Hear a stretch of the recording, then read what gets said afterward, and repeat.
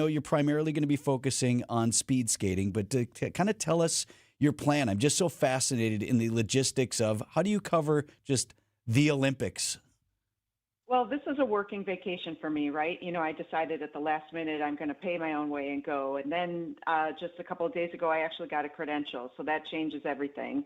So I get to cover it, and I also get to do vacation stuff. The first thing is getting to Milan. There's the big media press center. Every venue that you see on television has its own mini press center, but I need to get to the big one to get my credential because that is going to ensure that I get to talk to Jordan Stolz every day. He's not a big media fan, so I need to really literally chase him down. And then after that, get to the Airbnb. I'm very close to the speed skating park. And then after that, I'm going to try to sleep because the Team USA women face Canada in hockey. And since I have a credential, now I'm going to go to that. And then after that, I literally have it's going to be day by day for some of these things, except for Jordan's races. So I need to be a little bit flexible, but I am a planner, so I have some plans, some backup plans, if that makes sense. Good news is that he'll recognize you. He'd be glad to see you. He's such a big superstar. I'm seeing it's called the mixed media zone, where the athletes and the reporters converge all in the same spot. And in China 4 years ago, it was really easy. He talked for 5 minutes and ran away. We were all masked up. There were so few of us. But seeing what I saw with figure skating and everything now, there's so many reporters and media, and he is going to be a draw. The Dutch media, the European media, the Asian media, they're all going to want to talk to him because he doesn't talk that often.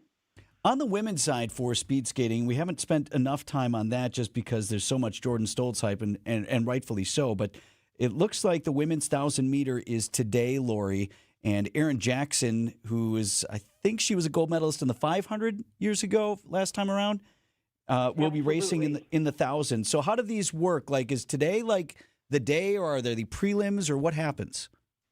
So speed skating is two different sports. There's a short track where they go around. They have preliminary stuff. That's more like the derby style.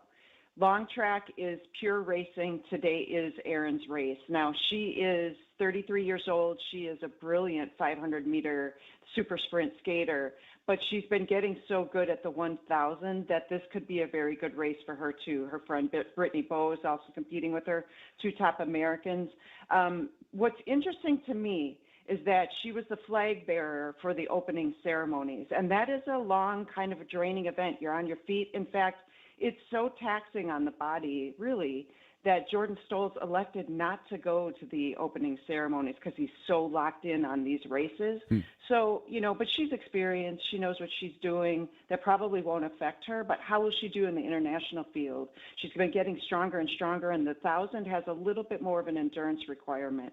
So, yes, I would definitely keep an eye on her. She's got everything, the talent, experience, discipline. She's amazing. I remember when, and this is going to awkward pivot, but I remember way back at the start of the MLB season, it was in Japan, and it was the Cubs playing the Dodgers, and Craig Counsell said that the biggest issue they've had being in Japan for however long it was, a week or whatever, was eating all the food because it's just so hard. All these athletes, all they want to do is eat. I wonder how that works in the Olympics. I mean, I know that the skaters have their own hotel that they're all staying at. They're not in the village per se, but they got to have associations or someone trying to help them get all the food they need.